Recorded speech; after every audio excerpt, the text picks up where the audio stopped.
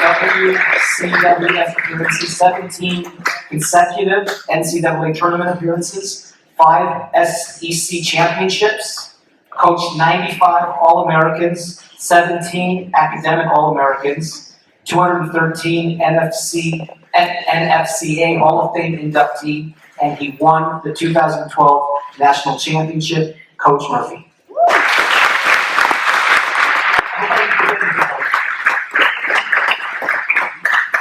You know what? I've never met a New Yorker that I didn't like. Seriously. You guys are just a bunch of great people up here. And this is like, I think, the third or fourth time I've been in this area. Obviously, I recruited Cassie to Alabama.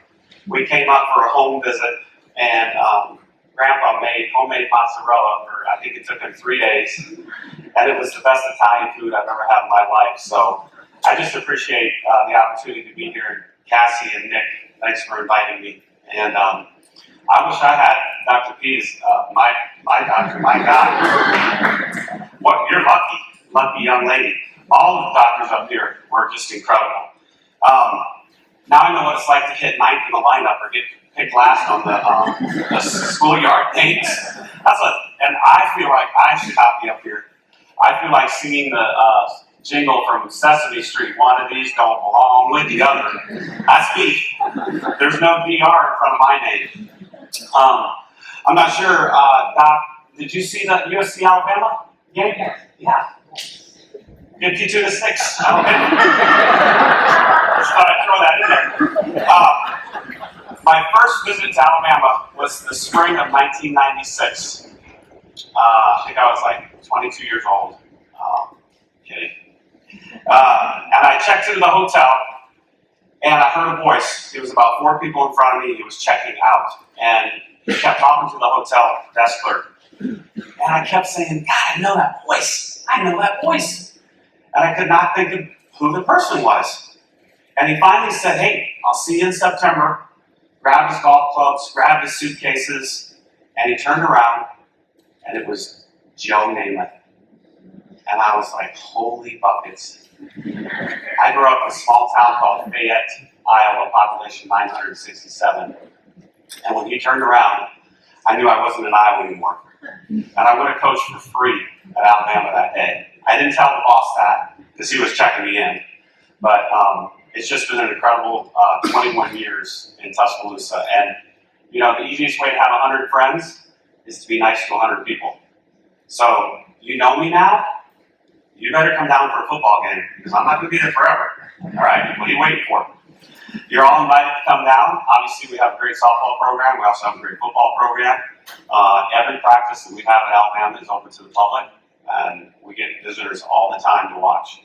But I've watched this place on Instagram and Twitter. Ryan, you're doing a hell of a job.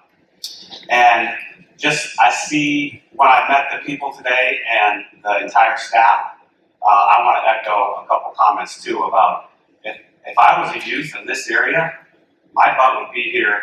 They'd have to kick me out. I mean, this is a special place, and I believe in culture, and the culture here is unbelievable. And if Ryan and Cassie are here, I know what type of people they are, and now I kind of know the type of person you are, because she wouldn't associate with somebody that wasn't a really good person. And that's a compliment, sorry. I hope you got that.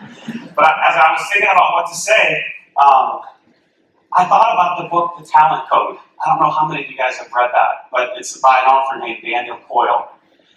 And he tried to figure out why in these little pockets around the world, these great things were happening in art, music, and sports.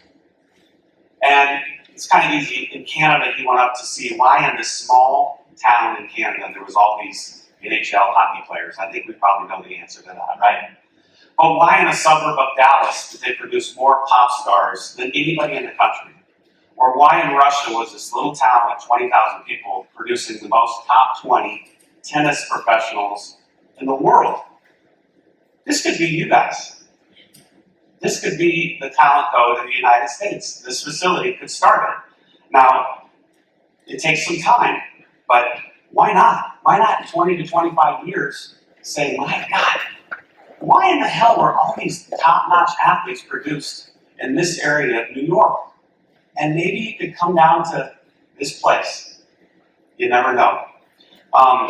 Let me also say that Ryan and Cassie were two of my favorites, and coaches do have favorites. And if you're an athlete out there, the way you become a coach's favorite is you do everything the coach wants you to do, and then you're my favorite. So they were great students. They were both academic All-Americans. They had great parents. That's a big part of it. They did everything I wanted to do. But a couple stories about each kid. And Cassie's, and it's really weird, I brought, after her career at Alabama, she gave me this deck of cards, 52 cards, and on the front of it was a thank you, and then on the back side of 52 cards was a life lesson or a moment that she had at Alabama. And one of them was this story that I'm going to tell you. But we were at the World Series playing Oklahoma in the national championship game, and we were ahead by 2 runs, and a slapper gets up, and she hits a ball to Cassie. And Cassie basically tackled the girl, and the girl landed on her back. She looked like a dead cockroach, and the umpires called time and had to say, what happened? Well, the girl was way out of the baseline. Cassie tagged her, clean play, boom, she's out. The next kid hits a home run. Now it makes it 5-4. The next kid we strike out, we win. If that slapper gets on, it's a 5-5 game, and who knows what happens. Well, after the game was over, she comes up to me, and this is typical Cassie. 4 years before her freshman year, the exact same play happened against Ole Miss, but she screwed that one up. And I royally chewed her, you know what. And she said, Coach Murphy, it's only happened twice in my career. Once Ole Miss my freshman year, and then it happened again tonight. And it was really weird. I remembered exactly the play, and it happened. It was the play of the World Series to me, and she made it. And Ryan, and I don't know, Ryan, Ian Murray played for us, and she was like the best teammate, one of the best leaders we've ever had. She's 4'9.5", and her senior year, her and the right fielder collided. It was the Bermuda Triangle, first, second, and right field. And she goes down, and she had a torn ACL. And she went to our team doctor, our orthopedic, and said, this isn't the way it's going to end. This isn't the way this is going to end. And he said, you know what? I believe in you. I'll put a big old brace on you. We'll rehab the hell out of it, and you'll be good to go. You could probably just go straight and run straight down the baseline, but you're probably not going to go this. 3 weeks to the day, it was a top 10 matchup. We were playing South Alabama at Alabama. It was a huge game. I think it was no score. Ryan would always stand on the top step of the dugout, basically had a helmet here and her bat in one hand, and she'd look over at me like, come on, call my name. Because if I needed a pinch hitter, I'd look to the dugout to see who was ready, and she knew it. So helmet in hand, bat in the other hand, like, come on, call my name. So I go over to her and I say, you got this? She said, I got it. 3 weeks to the day that she tore her ACL, she pinch hits. The dugout went nuts. My dugout was like, oh my God, there was tears. And then the coolest thing ever, and we just talked about it today, Ryan, and you didn't know that I was going to talk about it, but we played her hitting song over the PA. The crowd was like, are you kidding me? Is that going to be Ryan I. Murray? I know that's our hitting song. The whole crowd gave her a standing ovation because they knew it was 3 weeks. Now, I wish I could tell you that she hit a home run, or she hit a double in the gap, or even a single. But sometimes life isn't fair. She did, however, ground out hard to the shortstop, made it to first base, and came back to a dugout that was, this is the middle of the game, and probably 17 girls are crying. But it showed everybody her determination and grit. And we went on to win that game and finish second in the nation that year. And a lot of it was due to Ryan. A lot of people ask us, how do we sustain our success? And it's 18 years in a row in the NCAA tournament. We're the only team in Division I softball that played in all 12 super regionals, the round before the World Series. We've gone to 11 World Series. My old athletic director, Mal Morris, said, you can win one championship, but the hardest thing in college sports to do is win consistently year after year. And I really took that to heart when I got the job. So our success starts with our culture. And it definitely begins when we start recruiting. Because I want to know what I'm going to get. And I'm also a firm believer in capturing kids' hearts. Because if you can capture a kid's heart, she'll do whatever you want her to do. Okay? And I believe that's true in here. I can feel it today. So, they don't care how much you know until they know how much you care. And that's absolutely true for young ladies, especially.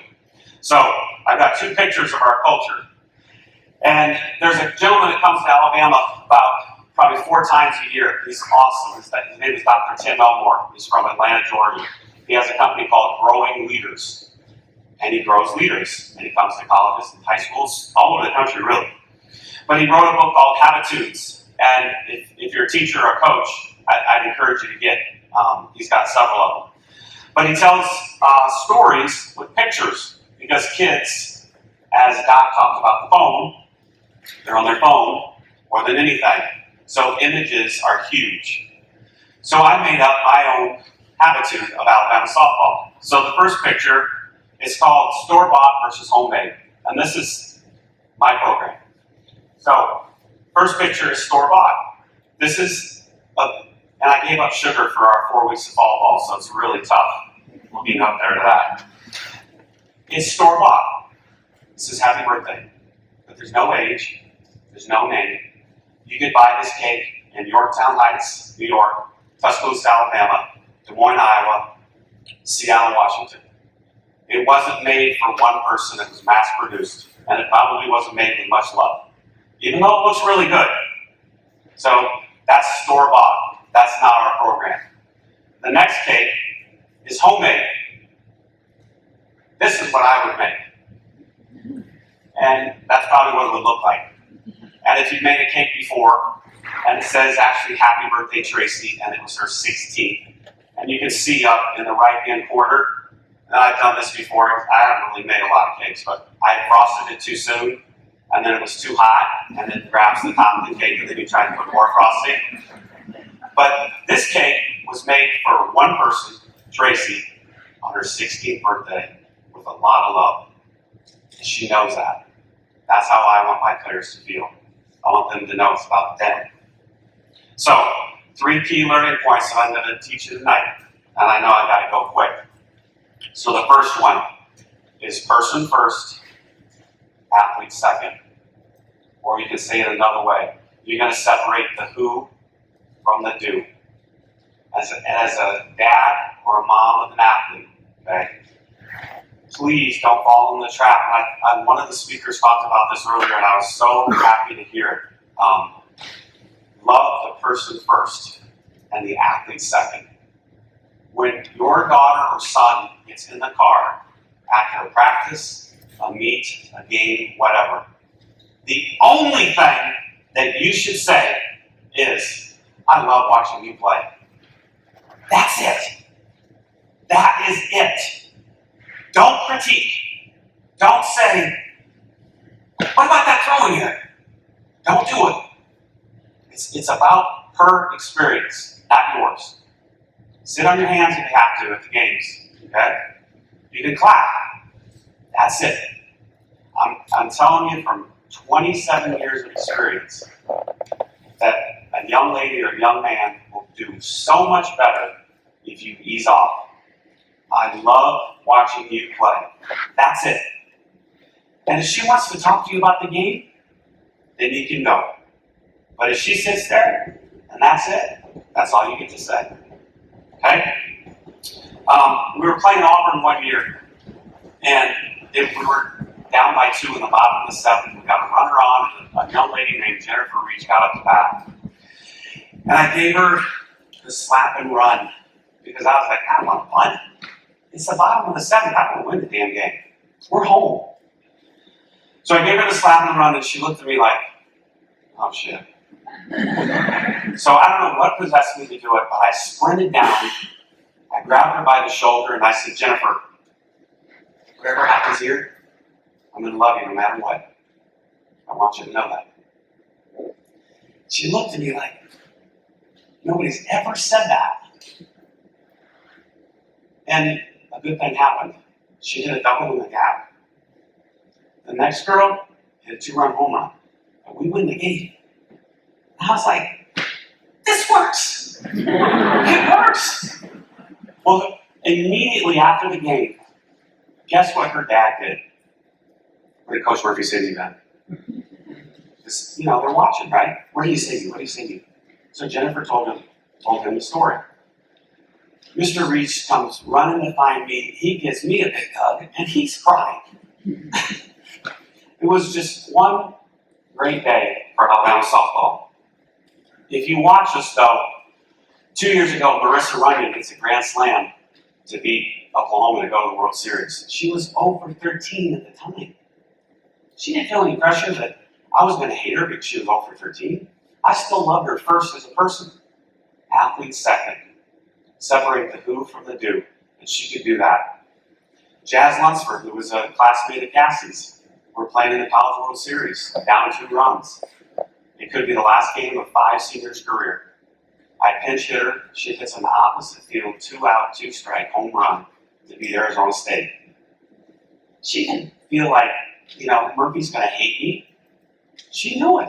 She knew that whatever happened, I was still going to love her. Second thing, servant leadership. That's like the toughest thing to teach nowadays. And the easiest definition for me is, instead of going up to someone and saying, Nick, what are you going to do for me? You turn around and say, hey, Nick, what can I do for you? What can I do for you today?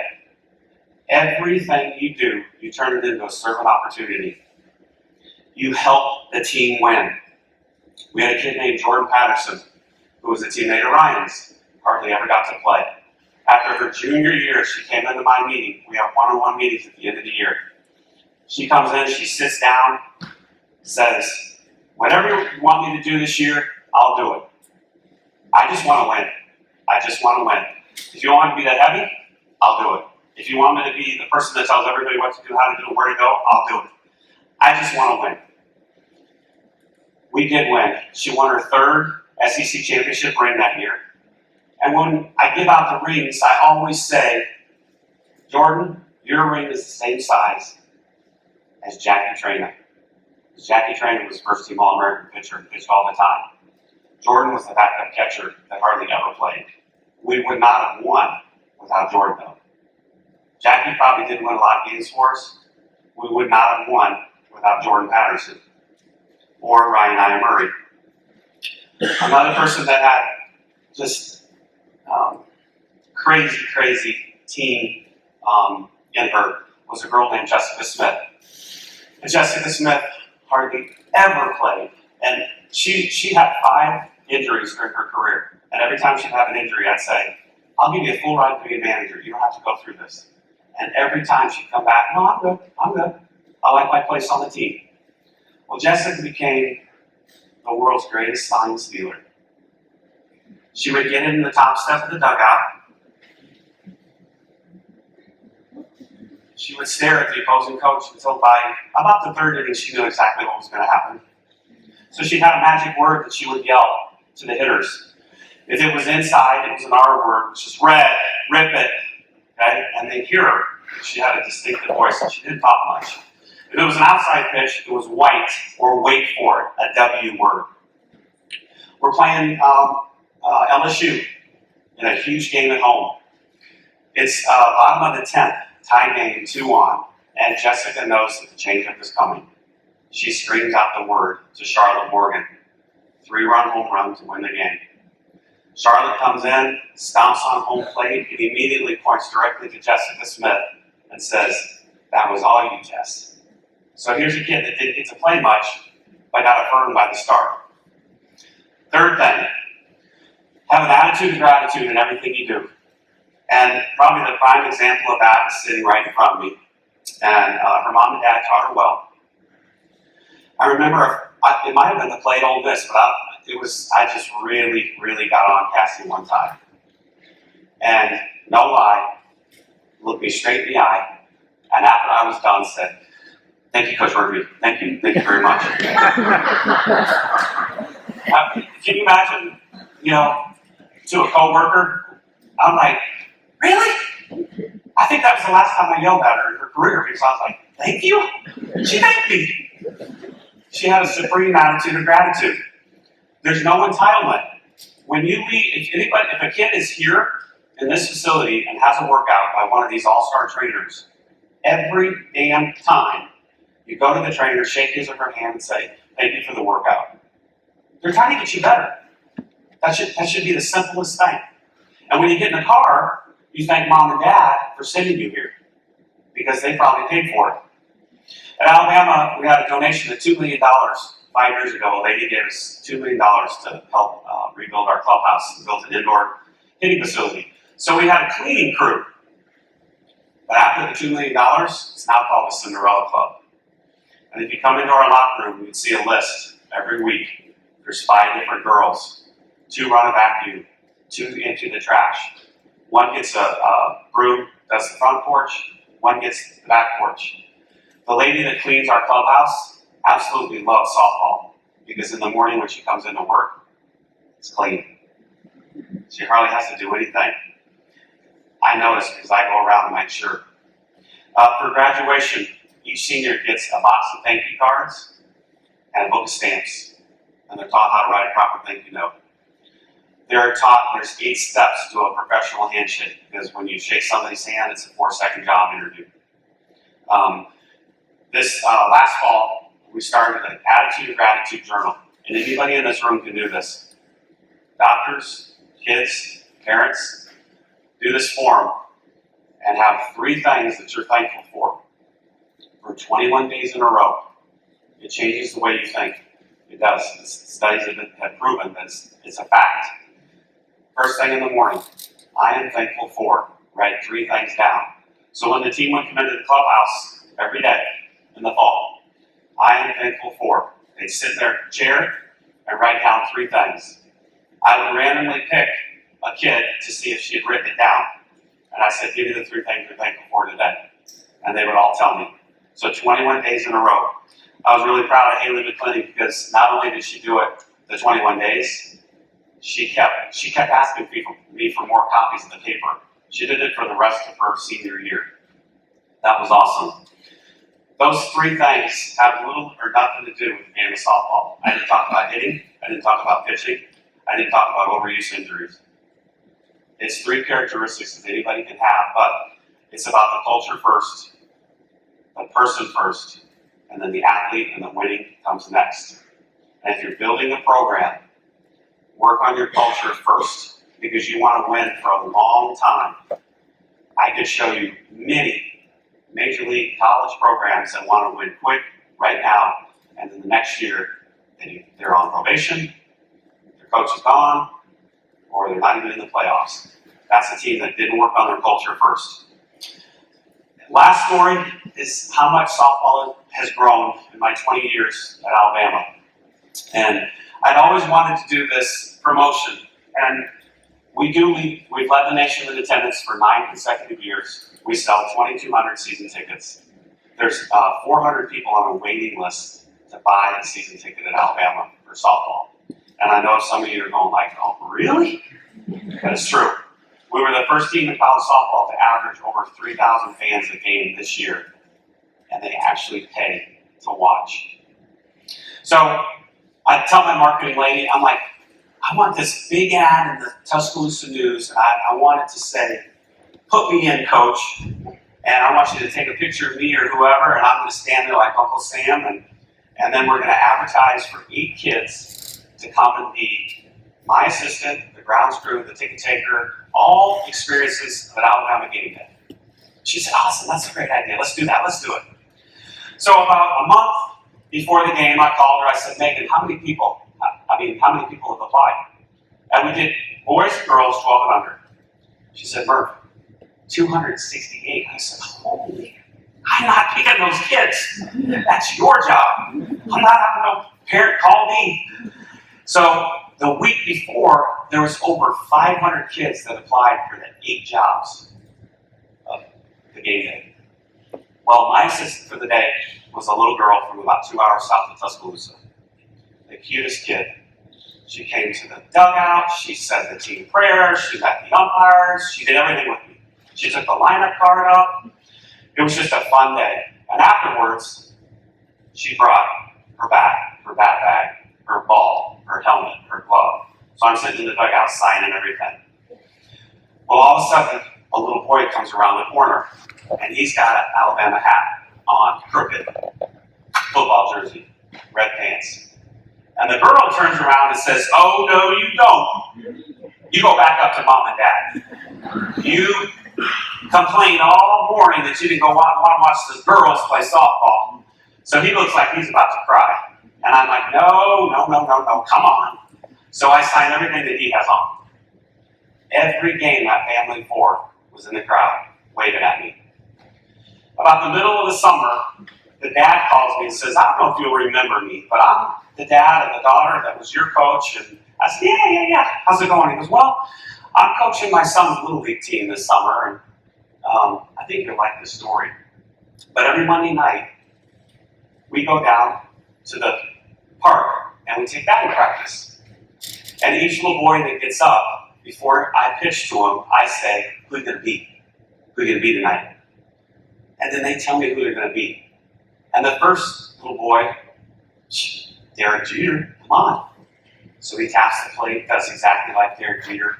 The whole team goes, "Yeah, Yankees, go Jeter." The second kid was an Atlanta Braves fan, and he said, "Chipper Jones." He was left-handed. He did everything that Chipper does. Taps the plate, everything. And the whole team yells, "Go Braves, go Chipper." Well, the third kid gets up, and it's his son. And he says, "Great, who are you going to beat? Who are you going to beat tonight?" I said, "Dad, I'm going to beat Haley McClenny." She was my starting center fielder for 4 years. A 5-year-old boy 2 hours south of Tuscaloosa knew who Haley McClenny was, wasn't afraid to emulate her, and then the whole team says, "Roll Tide, go Haley." For 5-year-old boys. That's how far it's come in the South. And I know with the people's help here, it can happen here. It can happen anywhere in the country with a little passion and a little work. Again, I appreciate the opportunity. I love New York. I mean, I can't tell you. It's been like 92, 93 every day all fall. And I get outside of White Plains and it's like, oh my God, this is heaven. The trees were awesome. I mean, we have like summer and 2 weeks of spring. That's about our season. So it's just been and you have a very, very, sometimes you don't know your community until you get away from it, or you have a newbie like me, but I can tell you how pretty the towns are. And like, what do you call them, boroughs or no? A little, what do you call them? Sorry? Villages, yes. I mean, it's like a postcard, so you're really lucky to live here. But thanks for the opportunity.